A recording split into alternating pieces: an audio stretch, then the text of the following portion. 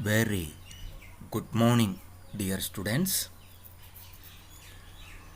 The next topic mentioned in the syllabus, folding of polypeptide chains.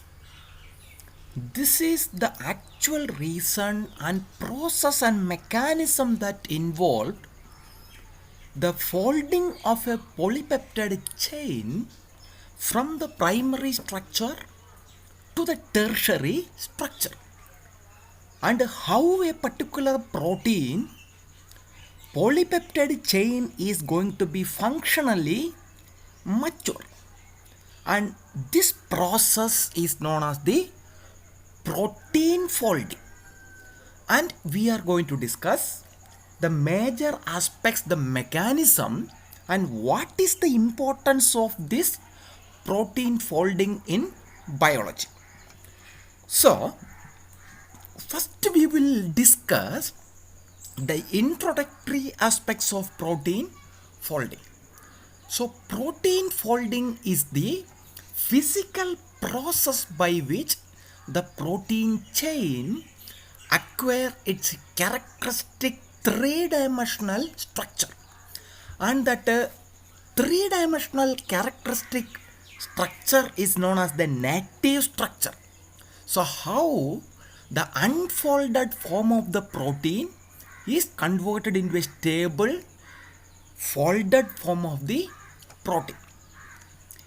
Generally, that word, a conformation, okay, the word conformation is the native three-dimensional structure. I told you, before the actual conformation or the functional conformation, the protein can undergo so many conformation, so many intermediate states, but not all the conformations are responsible for the biological activity.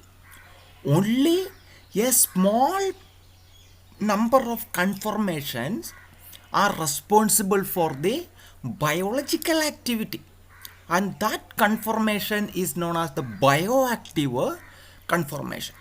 So that bioactive conformation has got the biological function. They are biologically functional in an expeditious as well as reproducible manner. Okay, so in an expeditious as well as the reproducible manner, they are functional. And the protein folding is the physical process by which a polypeptide fold into characteristic functional three-dimensional structure from the unfolded random coil, and this process is known as protein folding. So protein folding, it's a process of the polypeptide folds into the characteristic structural and functional conformation from a random coil, and each protein exists as an unfolded polypeptide or random coil when translated from a sequence of mRNA to a linear chain of amino acids. So each protein exists as a unfolded polypeptide or a random coil when it translated from a sequence of mRNA to the linear chain of amino acid. Okay, so after the transcription and translation, the newly synthesized polypeptide chain from the mRNA is just a linear sequence of amino acid, and this polypeptide lack the stable or long lasting three-dimensional structure. So as you all know, in the absence of a stable structural part, this polypeptide is unable to perform the function. So that is the major aspects of protein folding. So once this polypeptide become functionally stable and once it become folded, they are able to produce the characteristic three-dimensional structure as well as the function also. As the polypeptide chain is being synthesized by ribosome, you know that ribosomes are known as the sentries of protein synthesis. The mRNA, the translation is happening inside the ribosomes, okay? And both the subunits are united together, and you will be able to get the linear sequence of amino acid.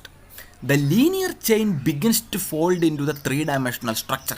So as soon as translation occurs, the process of protein folding gets started.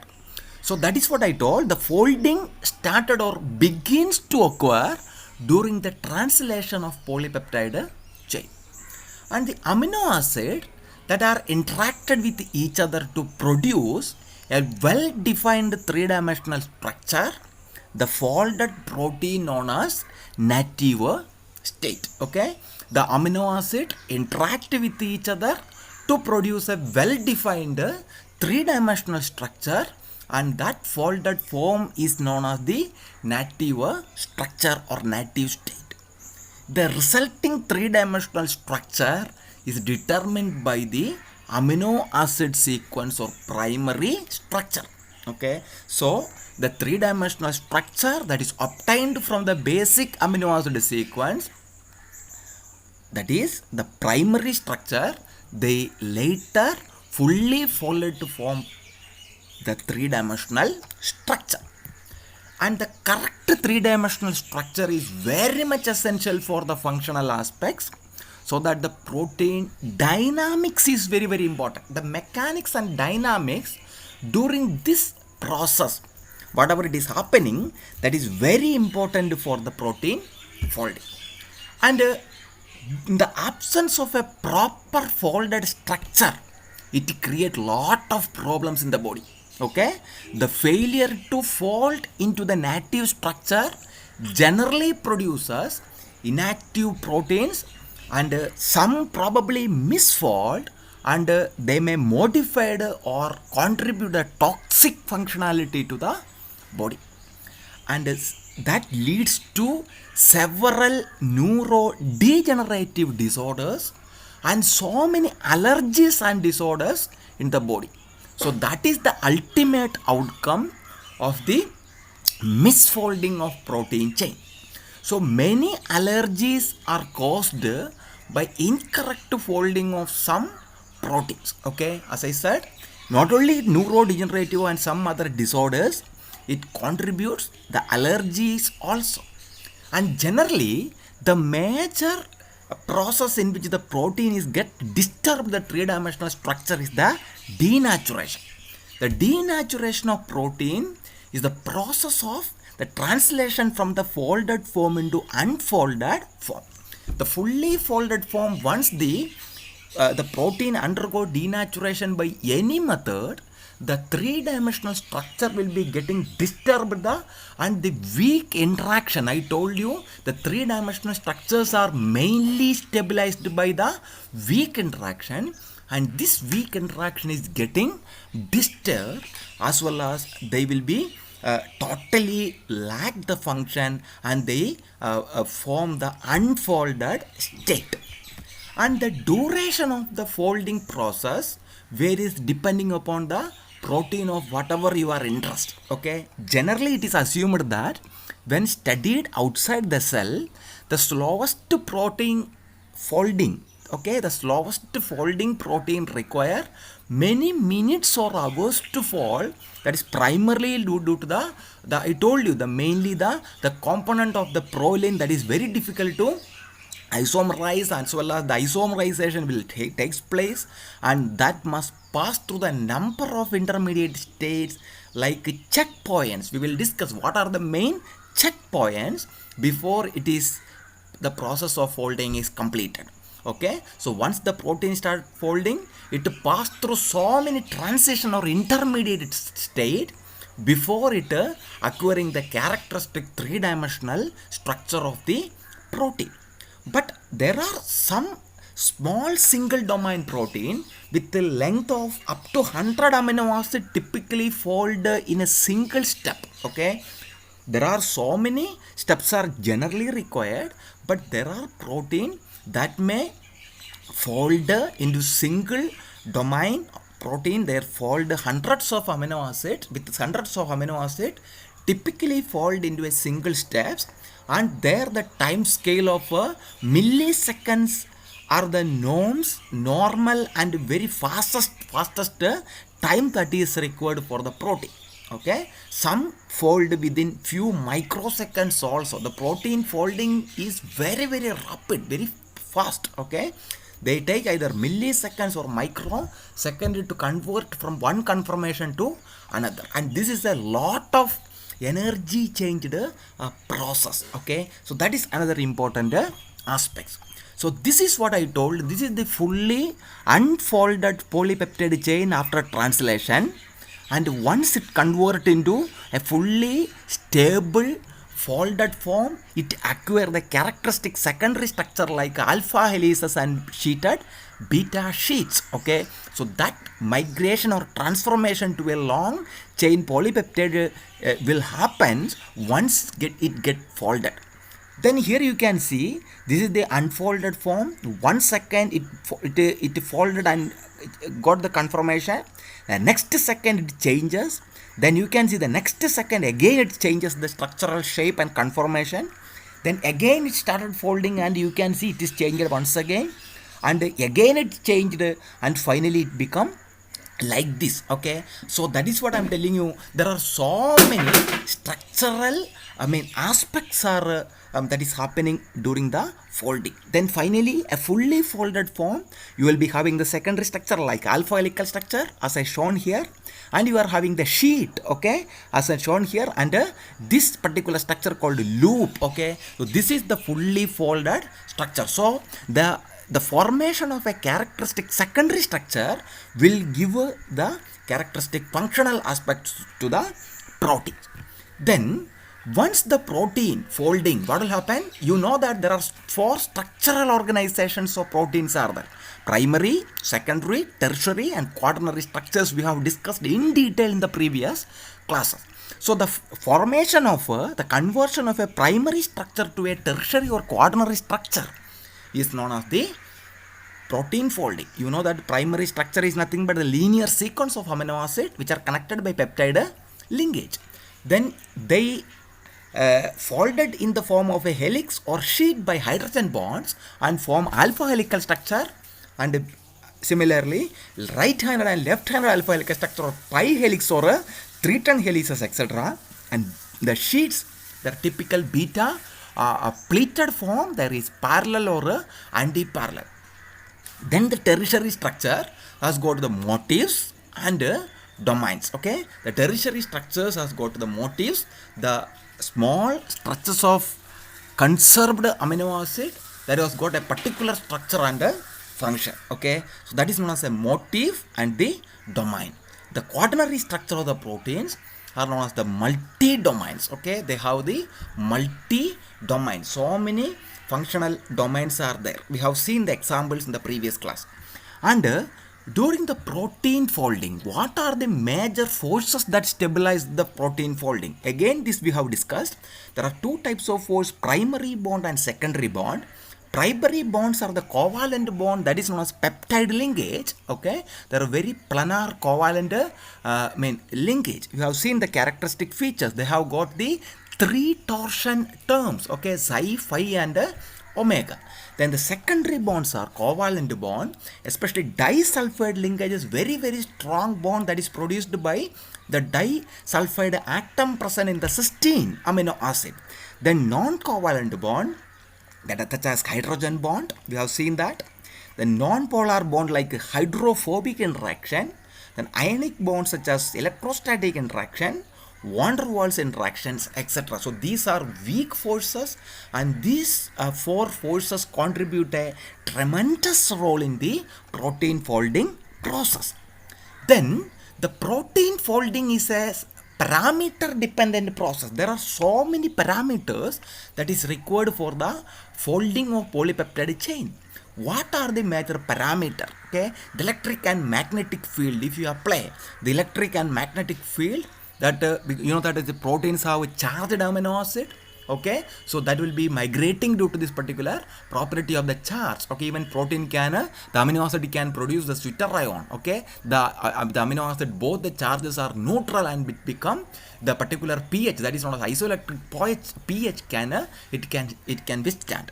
And temperature is very very important. When the temperature is increases, you know that it require, when it is increases, what will happen? It will be denatured. The hydrogen bonds will be broken, and the folded form will be converted into, a non-folded, unfolded form. It will convert the native structure from non-native structure. Similarly, the hydrogen ion concentration, pH.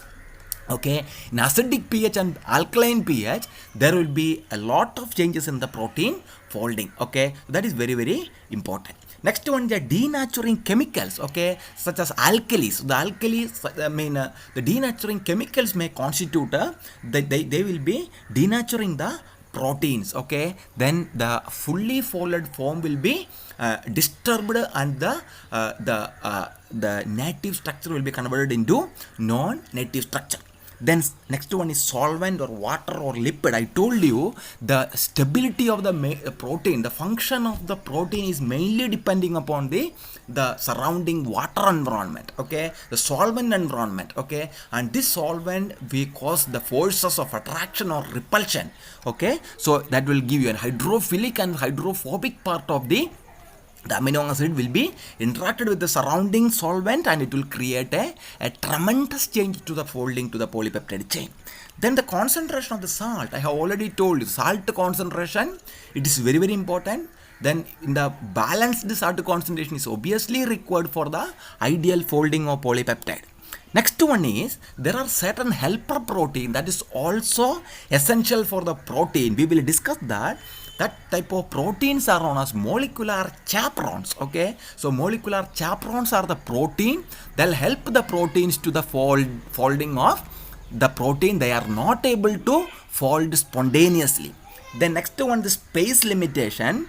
Next one is the molecular crowding. I told you alpha helix is completely packed than the beta sheet. The beta sheet, there are loose, lot of degrees of freedoms are there, but in the case of alpha helical structure, the space, due to the space limitation, they don't have a lot of conformational space, okay. And the molecular crowding, okay, when the crowding is increases, the molecule will be, they will not be able to function fully, and there will be steric clashes, and there will be the protein will not be able to function fully. So these are the major parameters, factors which are affecting the protein folding.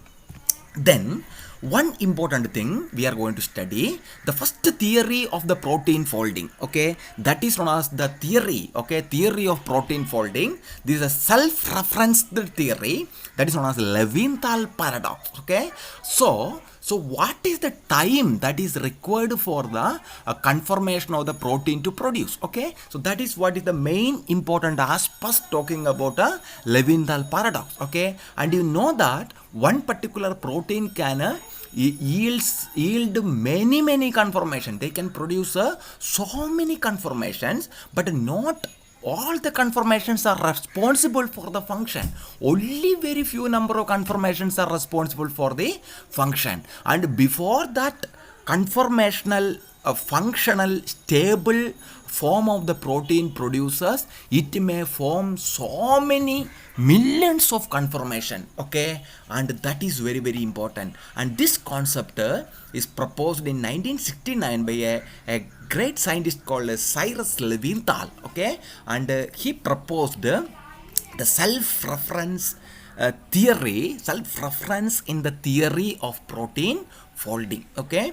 And the protein has got a large number of degrees of freedom, because you know that the proteins are stabilized by peptide bond, and the peptide bond has got a lot of degrees of freedom due to the psi and phi angle, okay. Because of the large number of degrees of freedom in an unfolded polypeptide chain, the molecule has an astronomical number of possible conformation. The molecule has so many number of possible conformations, okay, because every peptide bond there is a psi and phi angle, okay. So many degrees of conformation that is having. So for example, a single polypeptide chain has got an amino acid number approximately 100 amino acid in length. Each amino acid residue has got a lot of distinct conformation, such as the main chain and side chain dihedral angle. Due to the main as well as the side chain dihedral angle, that has got a lot of distinct conformation. If you imagine, if two amino acids has two possible conformation, I am counting only psi and phi, okay, then you can imagine that the whole polypeptide can have a 2 raised to 100 possible conformation. Each protein has so many conformations, at least two possible torsion angle. So due to that particular torsion angle, that may produce two possible conformation. The total number of amino acid will be 100. Then the possible number of conformation, total conformations are 2 raised to 100 possible conformation, which is extremely a huge number, a big number. 2 raised to 100, 2 into 2 into 2 into, if you calculate, if you multiply 200 times, that what a big number will be. That many conformation will be there for a protein if they have only 100 amino acid in length. Then you imagine the protein has got more than 300, 400, even 800, 900 amino acid. How many possible conformations are possible? But not all the conformations are responsible for the biological activity. Only a few number of conformations are responsible for biological activity. And among all the conformation, which conformation is responsible for the actual function or biological activity, that conformation is known as bioactive conformation. So what this Lewinthal paradox says, if a protein was attained its correctly folded configuration by sequential sampling all the possible conformation, if you search all the possible conformation that a polypeptide can undergo during its folding, the time required to search all the conformation is the time longer than the age of universe to arrive its correct native conformation. More than the time longer than the age of the universe. Okay, the entire ecosystem bigger than the age of the universe, it is required to search the time that is required for the conformation. And this perspective is known as a Lewinthal paradox. So this is one of the primary theory in protein folding. So you should keep it in your mind. The message is protein can undergo so many conformation, and if you study the time that is required to produce the entire conformation, that required the time longer than the age of the universe to arrive its correct and final native conformation.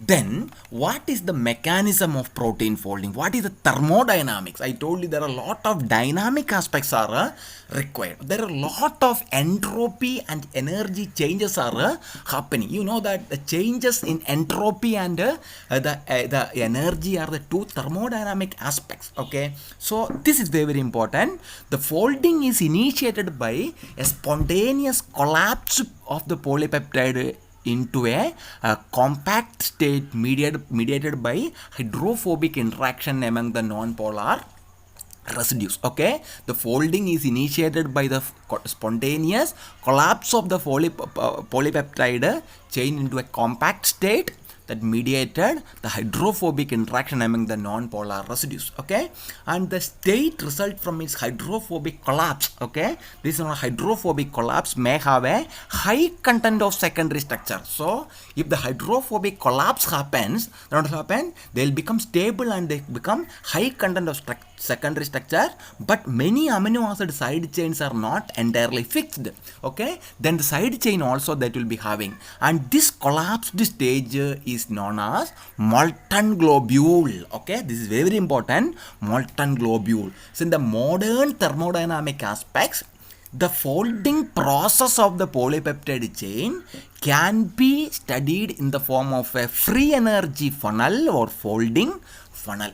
Okay, we will discuss that in the next slide. So the unfolded states are characterized by high degree of conformational entropy and relatively high free energy. Okay, the protein, the amino acid in the polypeptide chain, in its unfolded state, without folding, without convert into a three-dimensional native state, then what is the speciality? That has got two important things. Number one, high degrees of conformational entropy. There is high entropy, the disorders or randomness will be there. Second one is the free energy, high free energy. These two are the fundamental phenomenon of the unfolded state of the polypeptide chain, that has got a high energy and that has got high conformational entropy. So once folding started, the narrowing of the funnel represent a decrease in the number of conformational changes. Okay, then when the folding process started, the narrowing of the funnel represent a decrease in the number of conformational change. Okay, a small depression along the sides of the free energy funnel represent semi-stable intermediate that can slow the folding process. Okay, so once the sudden hydrophobic collapse, one molten globules produce, then the free energy funnel getting narrowed, and that will give a semi-stable intermediate that can slow the folding process. At the bottom of the funnel, an ensemble of folding intermediate has been reduced to a single native conformation. Okay, a folding intermediate has been reduced to a single native conformation or a small set of native conformation. Okay, so this is very very important. So from a huge degrees of freedom and huge free energy, the free energy has drastically decreased due to this hydrophobic collapse, and secondary structures acquires the stability and the side chain packaging has happened. Finally the protein has got a ultimate functional and structural relevance in this case. Okay, this is the thermodynamic aspects of protein folding. Dear student, this is what I have been talking. Okay, so here this is the free energy funnel. Okay, here you can see so many energy landscape. This is unfolded form of protein when the beginning of helix formation. Okay, so what is happening? I told you, when you are taking this particular thing, the energy along y-axis and the native structure along x-axis. Okay, so this is the percentage of residue of the protein in native conformation. This is indicating the percentage of residue, the native conformation. So this is the entropy. Okay, this is the entropy. So initially what has happened, when the protein started folding, you can see the entropy is very very very very high. Then they started folding, then secondary structure start arriving. Okay, you can see 1 second I told it will change. Then once it started folding, what will happen? There is a sudden hydrophobic collapse is happening. Then and this intermediate, then you can see the narrowing. Okay, you can see what that is the folding intermediates are reduced. Actually the narrowing of funnels are happening. Okay, the funnel is getting narrowed. Okay, and this particular age, the transition state, more than 50% of the protein is getting folded, and that is known as molten globule state. Okay, molten globule state. And finally again the energy is coming down. Finally what is happening?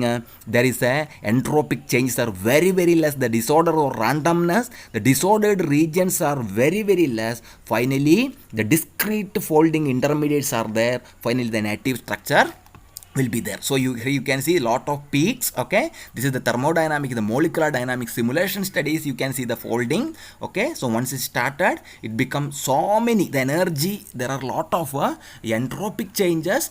There is a narrowing of the entropy and energy is coming down. Okay, this is, you can see initially, then you can see this is a folded. Okay, and this is again you can see like this. Then if we started folding, the entropy is getting narrowed actually. Okay, finally that is fully completely folded, okay, completely folded with the characteristic structure, then the free energy is very less, okay. So this is the folding funnel. This is the mechanism of protein folding. So this is what I have been talking the entire paragraph here, okay. So once the protein started folding, the entropy is very high, energy is very high, but started folding, the entropy, the randomness coming decreases, that narrowing down, finally a sudden hydrophobic collapse. That hydrophobic collapsed state is the known as the molten globule. Then secondary structures proteins start appearing, you can see here, okay, secondary structures are start appearing, finally the molten globule state, finally fully the protein is getting completely folded and the three-dimensional characteristic functional protein. So this is the folding funnel. This is thermodynamically stable folding funnel, okay, and this is known as molten globule kinetics. So this is very important for the protein polypeptide chain folding, okay. So this is the mechanism and thermodynamics of protein folding. Then, so whatever I have been talking about the protein, they are folding spontaneously, spontaneous folding. But many protein, they are not able to fold spontaneously. They require certain helper protein to fold them completely. So not all protein fold spontaneously as they are synthesized in the cell, okay. So once inside the cell, what is happening? The protein will not fold spontaneously. The folding for many protein is mainly facilitated by the action of a specialized protein called molecular chaperones, okay, molecular chaperone. So what are molecular chaperone? These are folding proteins, okay, the protein that aids the folding of a polypeptide chain that is not able to fully fold, okay. So these proteins are the protein that interact with the partially folded or improperly folded polypeptides, okay. So they are interact either partially folded peptides or improperly folded polypeptide, facilitating the correct folding and their pathway, or providing the correct environment, the micro environment in which folding can happen, okay. So these are known as a molecular chaperone. There's a huge unity, big unit is there for molecular chaperones, okay. There are two types of molecular chaperone. One is known as heat shock proteins or HSP, okay. The common HSP is 70 kilodalton size, okay, 7000 dalton or 70 kilodalton, that is known as HSP 70, okay, HSP 70. Second one is known as chaperonins, okay, chaperonins. So these are elaborate complex protein complex required for the folding of a number of cellular proteins, okay. In the case of cellular protein, chaperonins are required for the folding, or heat shock proteins are required for protein folding. But in the case of bacteria such as Escherichia coli, E. coli, there are protein called GRO-EL and GRO-ES are the chaperone. They fold the proteins in eukaryote, okay, sorry, prokaryotes. So these are the case of eukaryotes, but GRO-EL and GRO-ES, okay, they are from the bacteria, prokaryotes, and these proteins help the folding in the case of a prokaryote like bacteria such as E. coli. Then the HSP 70, the heat shock protein 70 protein binds to the unfolded polypeptide that are rich in hydrophobic residue, then preventing inappropriate aggregation, okay. So what will happen? So it will try to make the protein fold correctly, or try to minimize the non-specific folding or non-specific binding of the chains, and there will be hydrophobic residue, that will be richer hydrophobic residues that are prevent inappropriate aggregation. So these chaperones protect the protein that have been denatured by heat and peptides that are being synthesized, okay. These chaperones protect the proteins that have been denatured by heat and peptides that are being synthesized. So that is very important. So assisted folding by molecular chaperone is very important, okay. So these are the certain protein, they are not able to fold spontaneously, can fold with the help of certain helper protein. That helper proteins are known as a molecular chaperone. There are two types, heat shock protein and chaperonin, okay. that is all about this one. So this is what I have told. Here you can see the transcription. I told you the process of protein folding is happening during the transcription. The 5' to 3' mRNA, this is the ribosome. The newly synthesized polypeptide chain after the process is happening. Once the polypeptide is started coming, then chaperone is particularly coming and attaching. Okay, the chaperones are coming and attaching. Okay, then the chaperone start folding the polypeptide. You can see the three-dimensional structure. Okay, and the complete polypeptide, many chaperone molecules are coming and attaching, and they completely make the polypeptide to fold. And once it is done, then chaperones are attached. Okay, completely attached. They completely fold the fully three-dimensional form, which has got a functional aspects. So that is known as assisted folding by molecular chaperone. So this is very, very important. Okay, now why this protein folding is very, very important. Okay, why these protein foldings are very, very important. The protein folding is very, very important. If the protein is not folded correctly, these proteins will undergo misfolding. Okay, the proteins will undergo misfolding. So if the misfolding can if it is produced, then it can produce so many problems in the body. The misfolding of proteins denature easily and lose their structure and function. That misfolded protein can simply they can denature and they can lose their structure and function.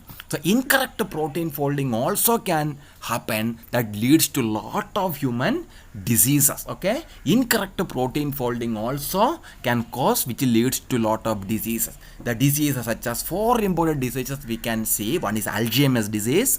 Next one is Huntington disease, Parkinson's disease, and cystic fibrosis. So these are the 4 important examples what we can tell due to the how protein misfolding will gives a lot of problem. So, and that is why this protein folding is very, very important.